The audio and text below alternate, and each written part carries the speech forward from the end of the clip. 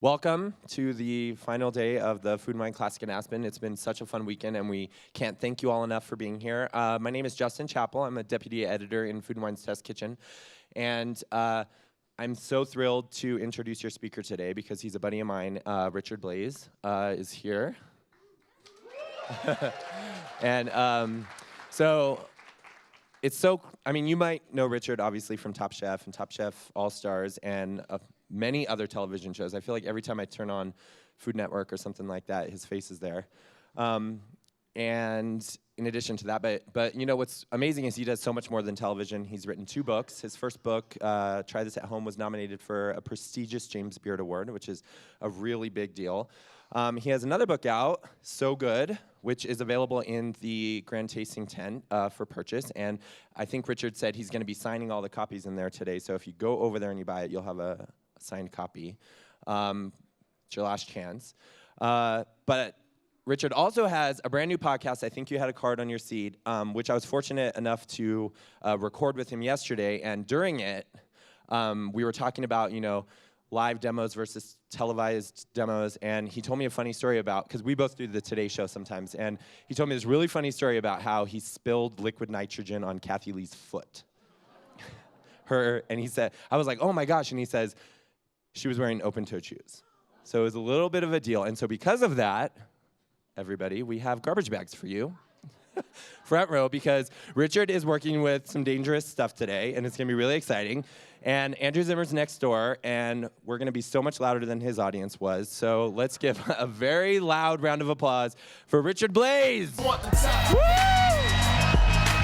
All my people right there in the back of the spot. I need the top.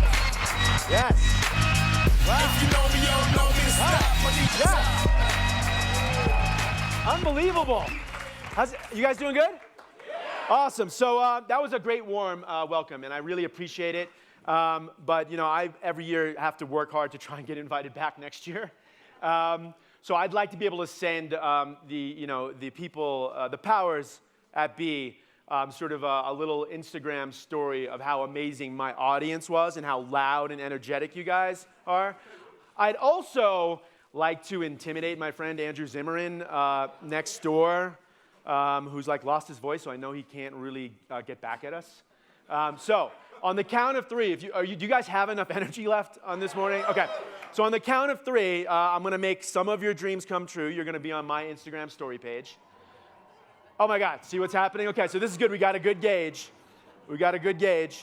Let's let that die down a little bit. Are you ready? Yeah. We got to let it die first. Okay, here we go. 1, 2, 3.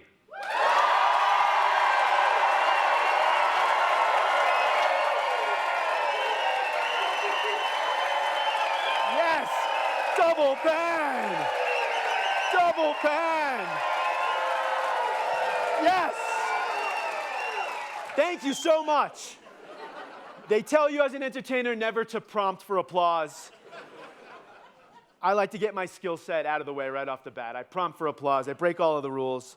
So happy to be with you guys on Sunday morning here at Aspen. It's always great for me, because I love doing all these events. I do about 50 sort of shows a year, and unlike Andrew Zimmern perhaps or Justin Chappell who introduced me, I'm not quite perhaps as famous as some of those people. So people recognize me, but they don't really know where they recognize me from sometimes. So some of you during this weekend have been amazing. You've come up to me and said some amazing things like, I love your work on Modern Family, which is Jesse Tyler Ferguson, a friend of mine. I'll let him know that you love his work. That's not me. One of you in the tent yesterday ran up to me and grabbed me. You shouldn't, but just be careful about that. Ran up to me, grabbed me, and said, I cried my eyes out when you won American Idol. I don't know if they got, I think that's a Clay Aiken reference. I don't even know what that is. And then last week, this wasn't you, but last week I did a show that was like a rock show, and there were bands there, and someone ran up to me again, hysterically crying this time, and thought I was Macklemore. And it was my first time I've ever signed a body part in my life. I signed this woman's shoulder, but I didn't want to let her know I wasn't Macklemore, so I signed the autograph Mackerelmore. because I'm a chef and a dad, and that's a really bad dad joke. Speaking with, it's Sunday. It's Father's Day, everyone. It's Father's Day. I'm just so happy to be here on Sunday performing because usually I spend my Father's Day getting flights delayed at the Aspen airport. Is that like some of you? No? Okay. That happens a lot there. But I'm happy to be here performing on, I feel like, this is I feel like the marquee day, right? It's the last day of and to get Sunday morning, you must have reached a certain level.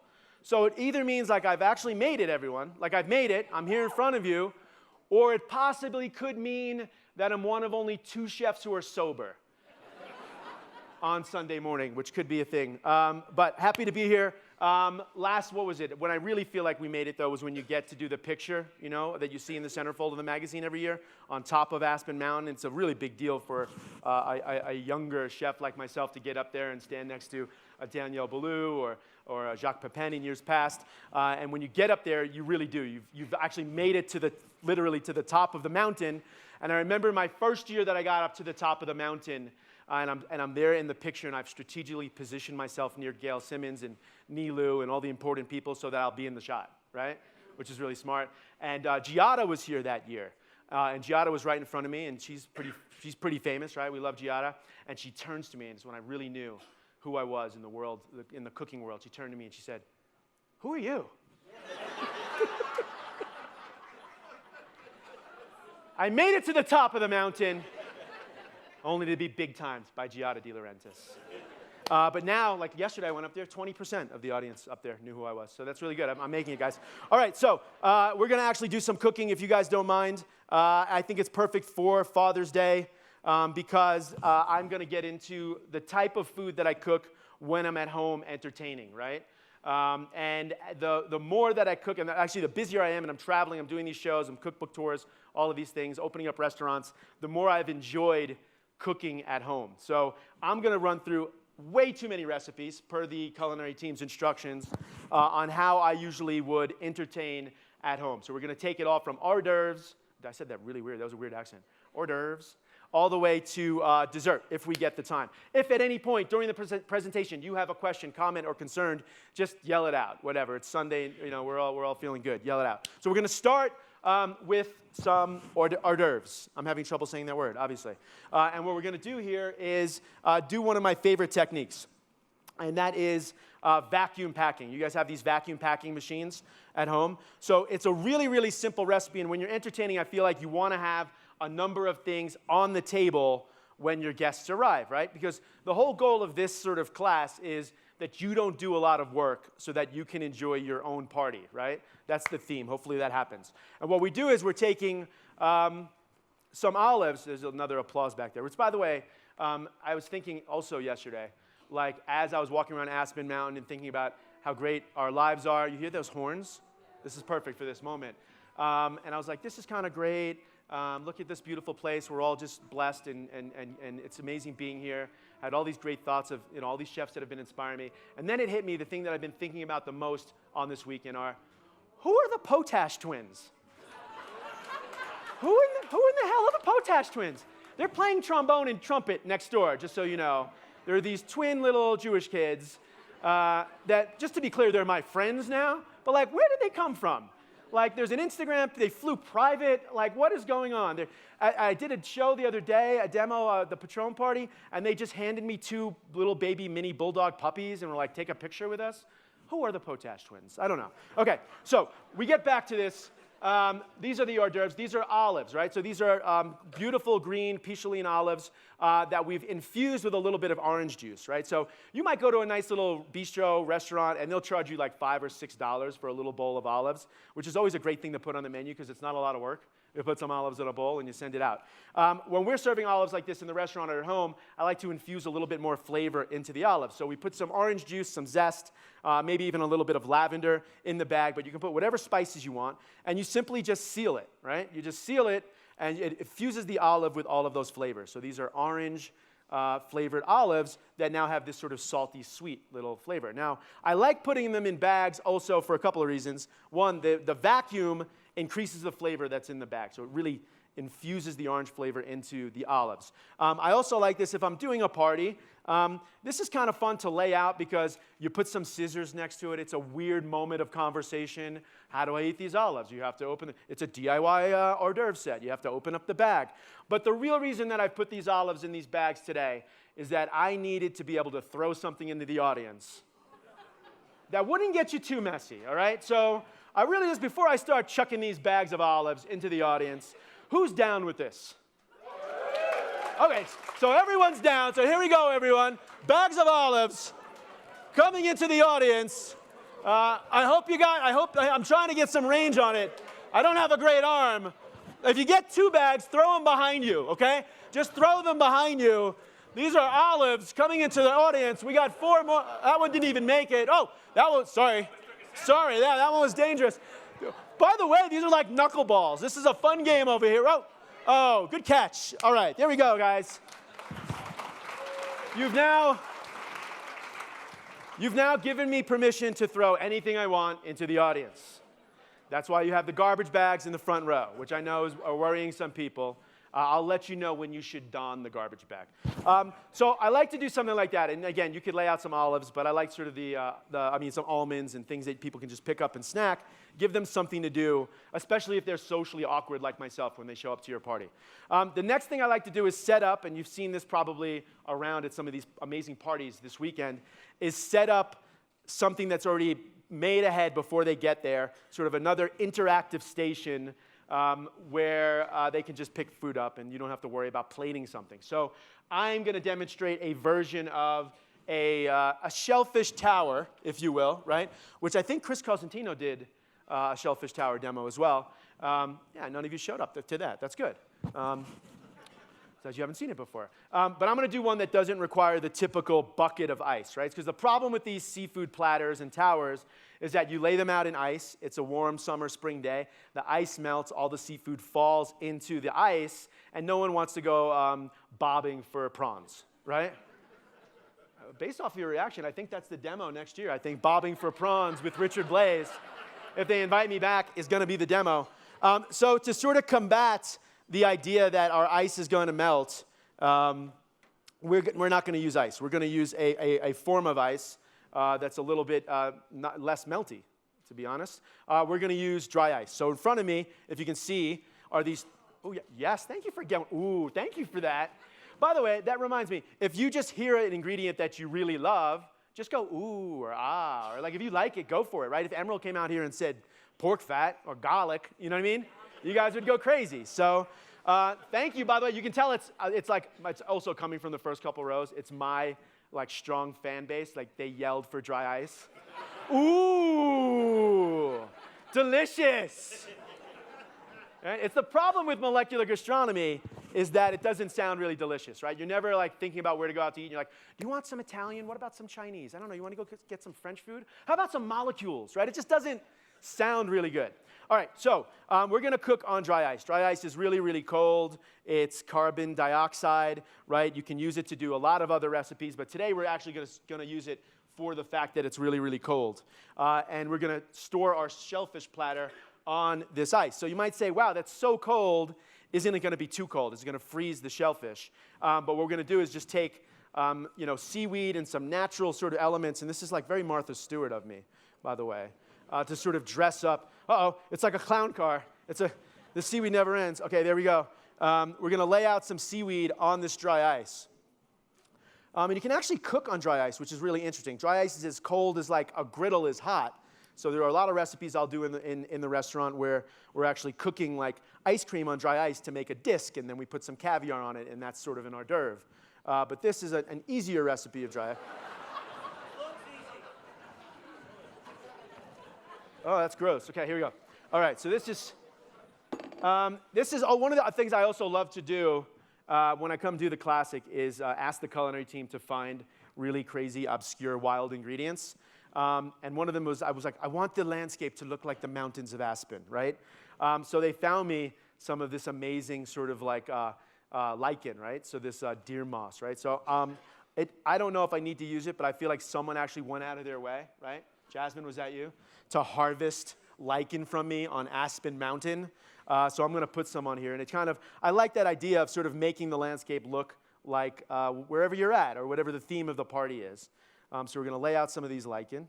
You can actually eat these. So these are like mushrooms, right? I think it's something like the world's oldest organism, right? Straight out of like the Cooking with Lichen cookbook that I have, which is a thing, by the way, which is a thing. Speaking of cookbooks, have you guys bought So Good? It's good. It's so good. Actually, you bought it. Thank you. Yeah. I'm going to go down to the tent and sign the rest of the stock copy that's over there. So it's doing pretty well, but I'd like you guys to buy the book, basically. Although it has been frustrating because the book's doing really well on the Amazon list, but it is trailing another sort of celebrity book that's really bothering me a lot. So if you guys could buy it, it would really help my ego and stuff. But it's trailing the Teenage Mutant Ninja Turtles pizza cookbook. And it bothers me a little bit, you know, like, it concerns me. Like, I don't think they did their own recipes. Like, Donatello can't just put a peel on his bow staff and all of a sudden be an award-winning chef. So if you could help me beat the Teenage Mutant Ninja. I also don't respect them as superheroes, to be honest. So if you can help me beat them, that'd be great. So what am I doing for our shellfish platter? I am going to lay out all of this amazing. What's great on doing this show on Sunday, too, is like this is all food that was prepared by other amazing chefs throughout the weekend. So I'm going to put on some Maine lobster tails. And you put out some some crunchers to open these up, some Alaskan king crab legs, which are amazing. This is the Aspen Seafood Tower, because, by the way, I'm about to put, I don't know, like $1,000 of seafood on this one little dry ice plancha. And by the way, this was in the fridge as well, which is really, now, remember those garbage bags? Who wants this lobster?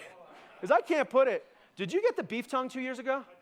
So I appreciate that. You caught my beef tongue 2 years ago. So I'm going to toss you this lobster. And this is edible.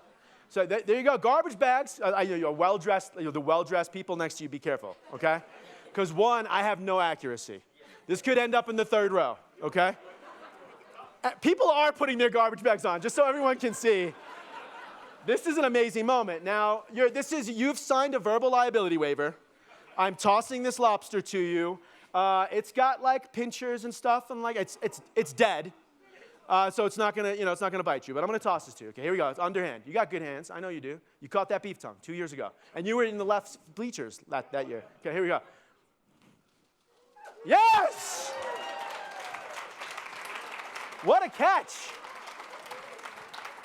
What a catch! That's $100. Yes. That's $100. That's at least $100. I'm going to put out some shrimp cocktail over here. And not so you guys don't feel left out, guys. Don't feel left out.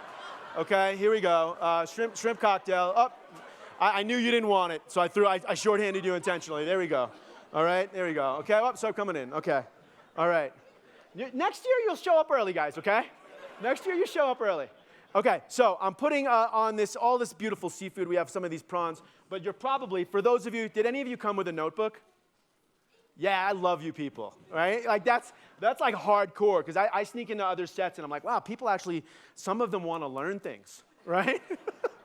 So this is the moment of the show, the only one, where I might teach you something, right? So you might say, great, you have all this seafood, and I have some clams over here. Everyone's wondering now what I'm going to throw out. I also have this beautiful sea urchin.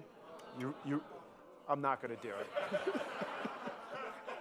I just did a show recently where someone begged me to throw it, and I was like, I can't. Have you ever stepped on a sea urchin in the wild? Yeah, not a good thing. So we're just going to lay this. Look, I'm running out of room. I'll put this little sea urchin back here. But you might say, well, how do you cook all of the things that you're putting on the seafood platter? So in here we have a court bouillon, which is a stock.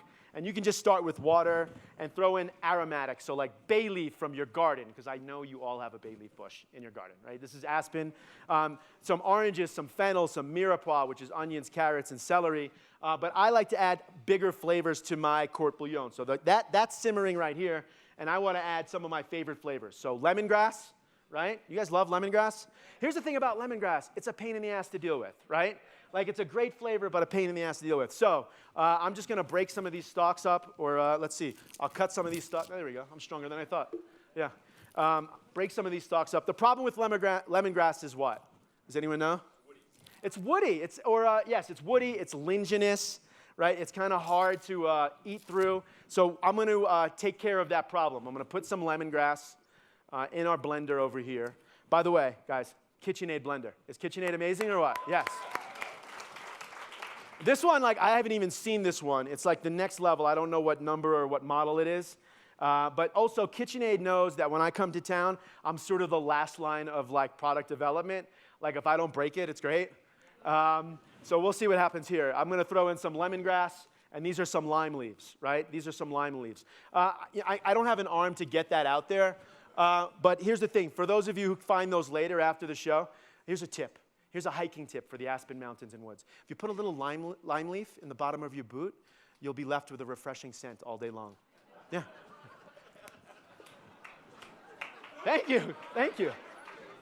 I stole that from The Simpsons, by the way, and they use sage as the ingredient. Okay, so next is I'm going to bring up one of my favorite ingredients. Let's clear some of this. Can I get culinary to help me here? Clear some of this. We're going to bring up one of my favorite ingredients. What might that be, guys? Anyone? No? Yeah, liquid nitrogen, of course. I got it. Ah, liquid nitrogen. Yes, a big tank of liquid nitrogen. I don't even know if this is on the table. Is it on the table? All those crab legs are going to... this is liquid nitrogen. We're good? I'm holding it. I got. You see the cover of the book. I have one bicep. And actually, when they made the book, the cover, they sent back the photo for that cover, and they actually photoshopped my bicep away. Why would they do that? Why would they do that? Like, I worked hard for that one bicep. All right, so what we're going to do here is pretty simple. I'm going to pour this nitrogen into a container. You have a little pot for me? It's right where? This one? No, like a little pot with a handle, like a little, like a pot with... Oh, hey, what's going on, girls?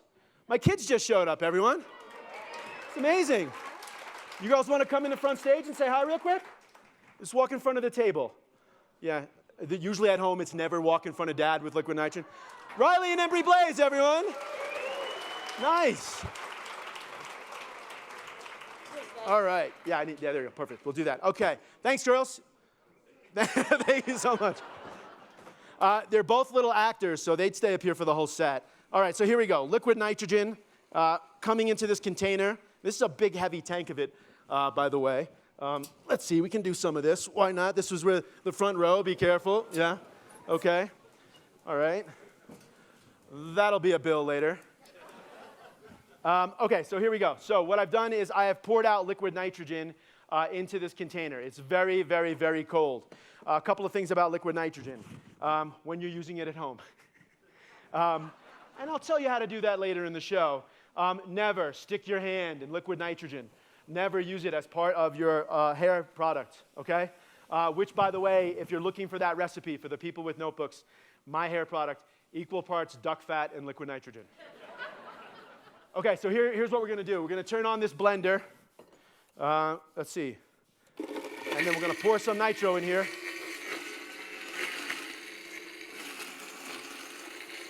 Is there a top for this blender? Perfect. There we go. Yes. It's a crazy popcorn machine right now. We're good. Yeah. All right, so what's happening is, and by the way, give it up for KitchenAid. I have not broke this blender. It smells delicious up here, by the way. All right, so I poured the nitrogen into the blender, and now, and I just have stuff all over me right now. I smell like Fruity Pebbles. I think I just discovered like the actual flavor for Fruity Pebbles. All right, so what we have now is in this blender, and you'll see, I'll pull it out with my hand, is some lemongrass powder, right? So it's so fine if you just keep blending it for a little longer that you're not going to have any of those stringy parts of lemongrass or the lime leaves. And actually, it smells. Can you smell this? Can someone? Amazing. It smells amazing from there, doesn't it? Mm-hmm. Yeah. It really smells. So it smells just like lemongrass, so pure flavor. So what we would do is we'll put some of that into our court bouillon, right? We cook all of our shellfish in that mixture. And then also, though, we can take that lemongrass and lime leaf now, and we can work that into some other recipes. So I think on the fly, I'm actually going to do that. We doing good so far? Yeah? Real quick, let's let Andrew Zimmerman know we didn't lose any momentum. Yeah! Okay, so now we need sauces, right? We need sauces for our shellfish tower, and these are pretty simple. Some of my favorite condiments for the shellfish tower. One is going to be, I'm a simple boy. I love things like, you guys like cocktail sauce? Yeah, who doesn't love cocktail sauce? I think sometimes as chefs we get a little too ultra creative, right? But what I'm going to do is take some store-bought amazing cocktail sauce, and I'm going to sort of give it a chef's touch. This is one of those things. Okay, there we go. A little cocktail sauce, and it's a simple recipe. I'm going to take cocktail sauce, your favorite brand, whatever that is, and then I'm going to just simply, we have spoons up here, right? Yeah. Then I'm going to just simply combine it with one of my other favorite ingredients, kimchi, right?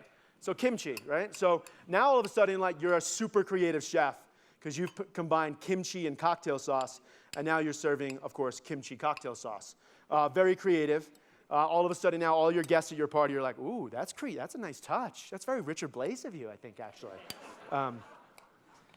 So there we go. So we have that, our kimchi cocktail sauce. We put that in a ramekin next door. One of my other favorite sort of chilled seafood elements is tartar sauce, right? I love tartar sauce. One of my favorite condiments, if not my favorite condiment. Yeah, who knew? We'll play that game later on the Twitter, guys. I'll ask you your favorite condiment, and you can tell me what it is. So what I've done here is, how do you jazz up sort of the classic tartar sauce, is I've added some avocado to my tartar sauce. Yeah. So instead of adding a lot of mayonnaise, and especially for all of us who are health conscious, and I live in California, like I can't eat mayonnaise.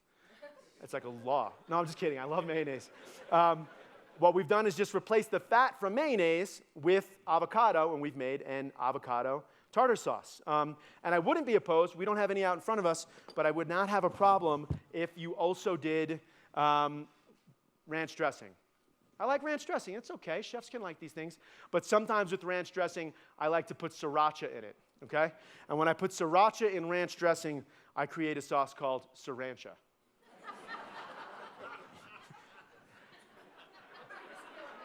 I love how many dads are out there today. Like, I just literally heard a ha, ha, ha, ha, ha. Whoever that is you can come on stage with me next year, because that's amazing. It's like Ed McMahon, like a real good belly laugh. And then we also are adding a little bit of mignonette for the raw oysters and clams that we have on our platter. And this, to jazz up a mignonette, which is usually just vinegar, pepper, and shallots, we've added some mango juice or passion fruit juice or something that's kind of exotic and really flavorful. And I like that, some herbs like mint and basil. I'm going to use this later in a dressing as well, but you can see that's the mignonette. So we've done hors d'oeuvres. We have our platter. Everyone's feeling good, right? And quite honestly, listen, at home, just get the dry ice and buy all the stuff at the seafood counter. That's fine, like if you just want to do it real quick. Now we're going to move into salad. I love the idea. Mixing bowl? Here we go. I love the idea of a sort of family meal salad, right? Something you just put in the middle of the table or outside on the picnic table, and everyone can just go in with their own spoon and make their own salad. So this is the type of salad that I would make at home, and I'm just going to sort of toss together a quick little dressing right here. I don't even know really what I have in front of me, because it's in Japanese. I'll try and figure it out. Here we go. All right, so we're going to start a little bit of our salad. So I'm actually going to start our dressing with the mignonette that we have over there. So it's a little bit of mango vinegar, some shallots and chilies. Whoever made this on the culinary team, too, it looks beautiful. You should bottle this, whoever made it. You're not going home today, whoever made this. Yeah. We're firing someone later today, by the way, guys. So stay in the house. We're going to actually take someone from the culinary team and send them home, Top Chef style, at the end of this performance. All right, so we have a little bit of soy in there as well. Let's see, I have a whisk over here. That's going to be great. We have some soy. We have a little bit of fish sauce, red boat fish sauce, one of the best in the game, right? You guys like fish sauce? Yeah, I mean, get used to it, whether it's garum and, Italian food. This idea of, what's the flavor that's in it? The big flavor? You all know, because you're all, are you foodies? Yes. Oh, yeah, yes. That was a really enthusiastic, yes. It's got umami. Have you heard of umami? Yes. Now, contrary to popular belief, umami is not the name of a Brazilian supermodel or soccer star. It is the name of the flavor that is savory. So it's naturally in things like tomatoes and cheese, and it's in pepperoni, it's in mushrooms, but it's really in fish sauce and soy sauce. And if you find yourself competing in one of these TV shows, use umami in your food because it really wakes up the palate, right? It makes things kind of like just sort of explode flavor-wise. All right, so we have our dressing started. I'm going to add a little bit of yuzu juice, which is a Japanese citrus.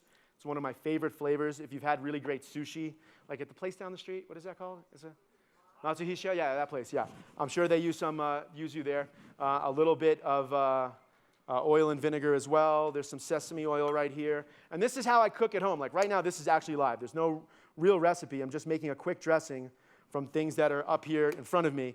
I love yellow mustard too. So I think chefs can get really, yeah, give it up for yellow mustard. Yeah. Enough of these whole grain mustards. We're Americans. We eat our yellow mustard and we like it, okay? But I like yellow mustard. One, I also like there's turmeric in it. You got nice color in there.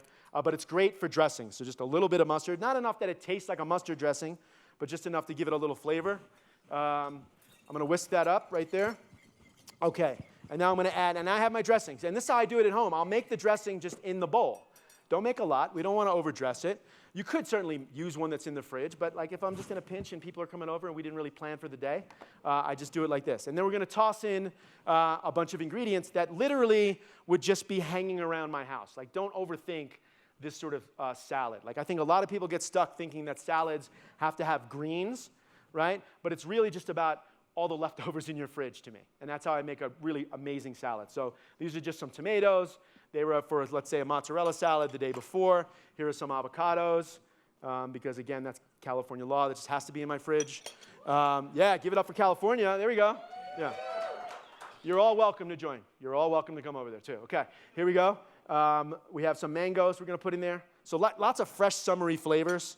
One of my favorite ingredients, some over-toasted hazelnuts. And that's the chefiest thing I'm going to say today. Like when you're toasting your nuts, you guys, come on. You're breaking me down to like a Tim Love baseline of humor right now. I'm going to put some toasted hazelnuts, but really like roasted hard. Don't be afraid of burning them, okay? Some celery, just like some celery chopped up. Those Potash twins are bothering me right now. They're starting to play music next to us. Just feel free to knock on the wall over there if you want.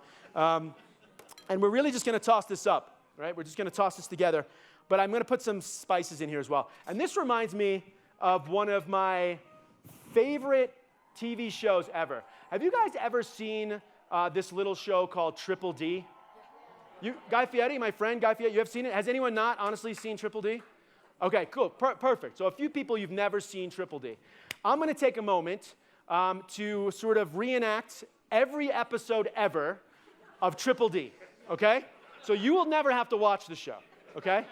And everyone else, play along. So it starts with usually a mixing bowl, just like this. Cameraman, if you can position. The whole show is one camera directly over a mixing bowl, okay?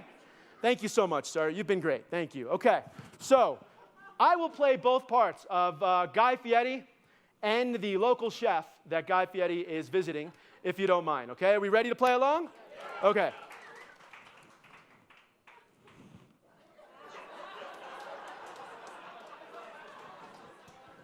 What's going on, brother? What are we making today? Okay, so I'm making meatloaf today. Camera, remember, right over the thing. Super dead energy. This person's never been on television before. I make my meatloaf. I put some salt in there. I put some pepper in there. I put some cumin in there. I put some coriander in there. I put some fennel seed in there. I put some dill seed in there. And then I put some paprika in there. I put some smoked paprika in there. I put some oregano in there. There's some thyme. I put some rosemary in there. I put some dried parsley in there. I put some chili powder in there. I put some garlic powder in there. I put some onion powder in there. There's cinnamon in there. There's Montreal steak seasoning in there. There's barbecue beef seasoning in there. There's some poultry seasoning in there. There's some taco seasoning in there. I put some North African lamb seasoning in there. There's some Mediterranean fish seasoning in there. I put some wasabi in there. Whoa, brother, we put wasabi in there? Lights out of bounds. You are a gangster.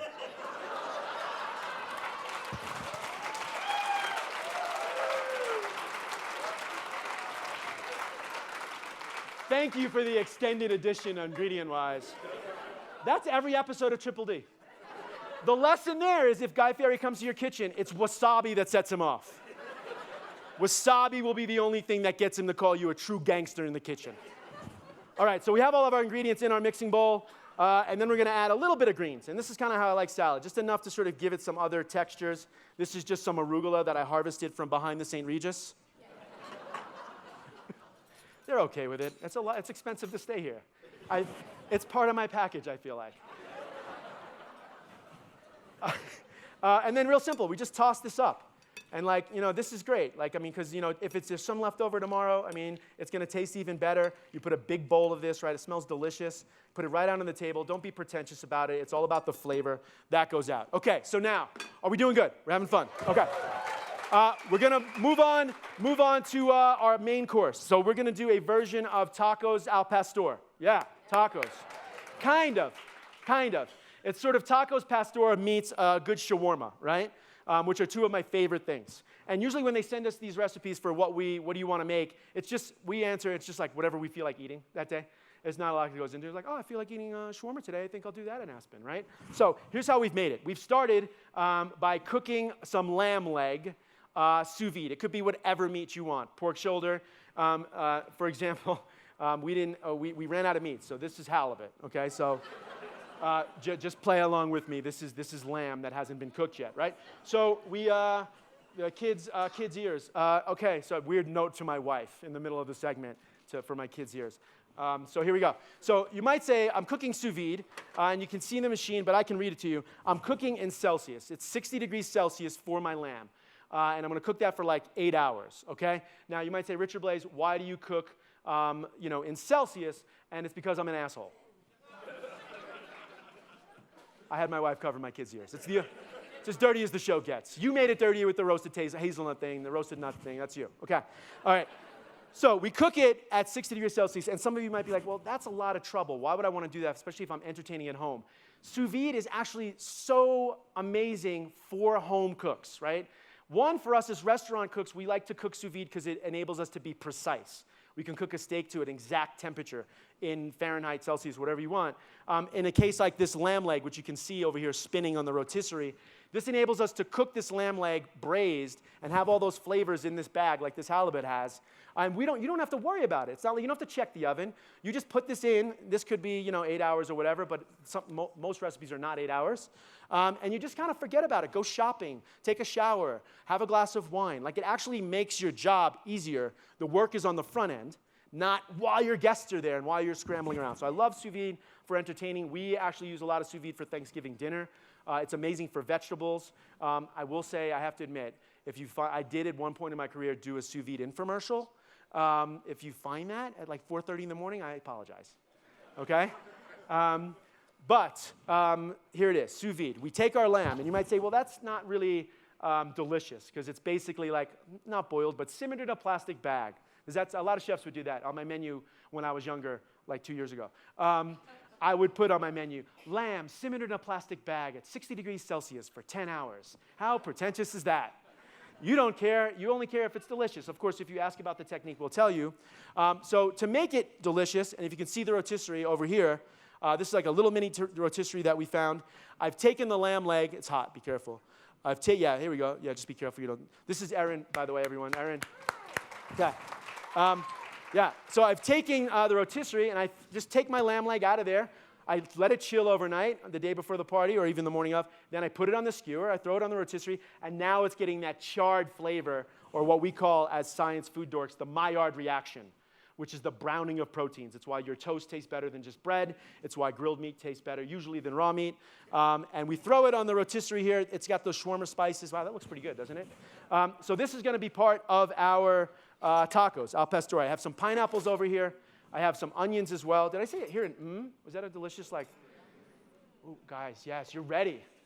You're ready. The one thing I haven't conquered, so Justin says I'm on all these TV shows, but one thing I haven't figured out is the moment, when you're doing a direct-to-camera show and you have to taste your food and you have to go, Okay, let's try it on 3, all of us. You've just tasted your own delicious food. You look straight to the camera. You have your spoon. You taste your dish. Ready? 1, 2, 3. None of us are ready. None of us are ready. There's a reason why Rachel Ray is Rachel Ray. Okay, so here we go. What we're going to do right now is I'm going to turn off the lamb over there to make my tacos, and I'm just going to slice. I'm going to attempt to slice some lamb off of my rotisserie. Now, again, if you want to make a more authentic shawarma or pastor, it's really shingled raw meat that goes on that skewer. And then you wrap it up in plastic wrap, and it just spins and spins and spins. That's a little bit more work, so I think this one works here. I'm going to try and pretend I'm at one of those Brazilian steakhouses. Do we have tongs? Oh, we'll see. We'll just see how this goes. We'll just see where it falls. And I'm just going to slice some of this lamb off. Yeah, there's some, oh, that looks nice, actually. Here we go. Yeah, there we go. Some tongs, right? This is like one of those steakhouses where you have to flip your card. Right, we'll put some sliced meat over here. Everyone doing good? Yeah. I'll tell you what, I think they fell asleep next door. So that's pretty good. Here we go. Got our lamb coming. All right. Can you pull the ISI out of the fridge behind me? The ISI that's in the fridge behind me? That's code, secret code. But this, guys, I'm kind of proud of myself. Right? I got really quiet for the first time in the whole show because, like, it looks delicious. This is going to soon to be a KitchenAid appliance, I'm sure. One of my favorite parts of the morning is always hanging out with the KitchenAid people and being really nice with them, but also pitching them ideas because I'd like to work with them more. So it's like, this is something we should do together, right? And then I'm like, yeah, we should call it the Richard Blais single serve rotisserie, don't you think? That should happen. Yeah, guys, if you're Richard Blais fans, which means you also are called Blaisians, put some pressure on KitchenAid. Put the pressure on. This smells amazing. I hope you guys can smell this at some point. I'm going to slice more than I need, and then later you guys will come up here and eat some of it. How about that? Yeah. And there we go. I don't think I got any strings in there. Oh, I did. A little piece of string in there. I'll pull that out. All right, so this is our tacos. We're going to start plating our tacos. I don't know how we're doing on time. Are we good? I haven't seen anyone warn me. What's that? That's what I'm talking about. Who cares? We're having fun. Listen, I don't know if this is authentic or not, but I like really soft flour tortillas. I like them, you know? Yeah, give me a hard clap for the one super fan of soft tortillas. But I do think that there's one of those things when you start talking about authenticity, it's great, but I feel like, you know, you should cook what you like to eat, right? And it's one of those things, it's like a hamburger on like a crusty baguette. Sucks. Like, it needs to be soft, squishy bread. Like, that's what a hamburger should be, unless you really like, you know, a crunchy baguette. But you should cook sort of what you like. I'm going to lay out these tacos right here. I'm going to move my salad over here. And then I'm just going to quickly use my tweezers because I'm a modernist chef. Every modernist chef needs their tweezers.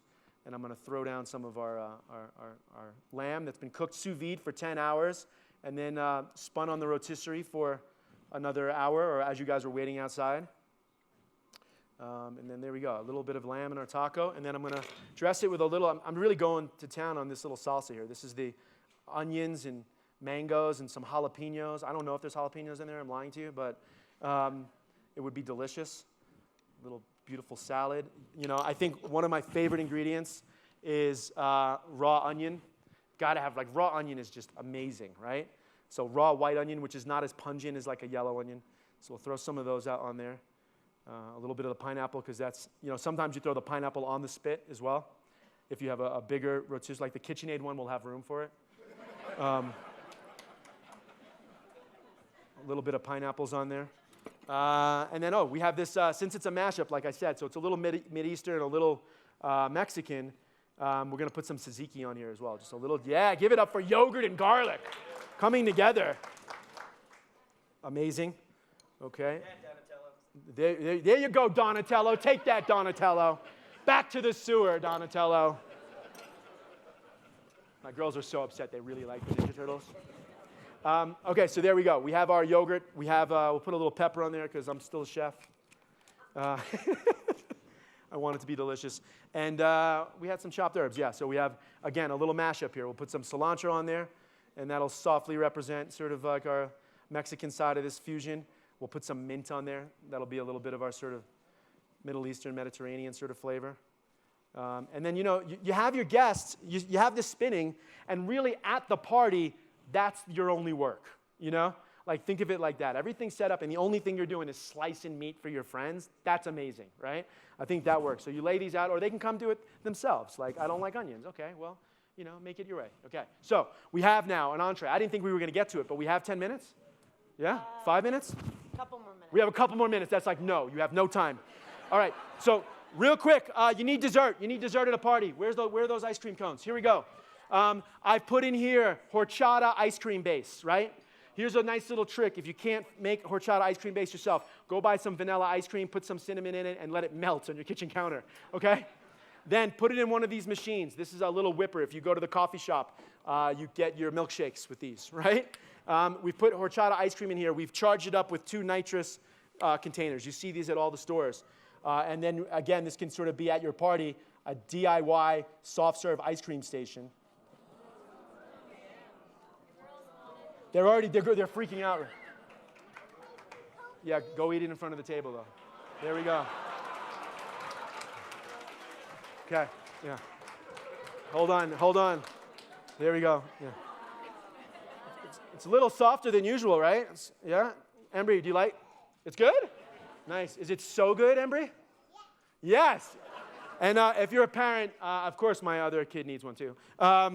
There you go. Guys, real quick, we're going to play one last little game. You have 2 minutes for me. Okay, I want to reenact an episode of Top Chef. Are you guys with me? Okay. We are going to send someone from the culinary team home. So can you please join us on stage? I am now a host of a TV show. This is Erin.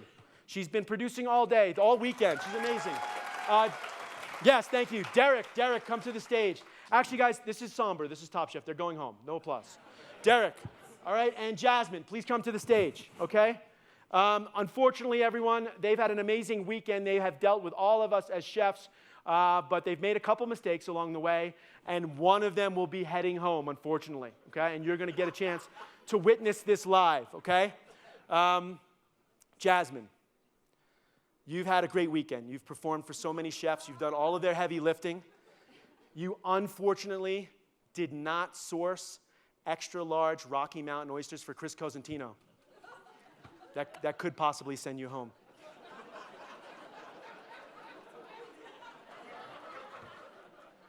Derek, again, you've come out of nowhere. You've been performing great all day, but I specifically asked for a Class 4 laser beam on stage today. They wanted it. I needed it. You didn't provide it. Erin, you've been the front runner, the whole competition. But yesterday, you denied Tim Love's request for a tequila luge on stage.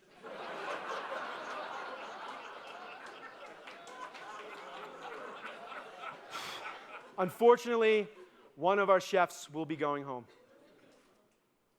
Jasmine. Derek. I'm giving you the real show, guys. Erin. The chef who will be going home is? Commercial break.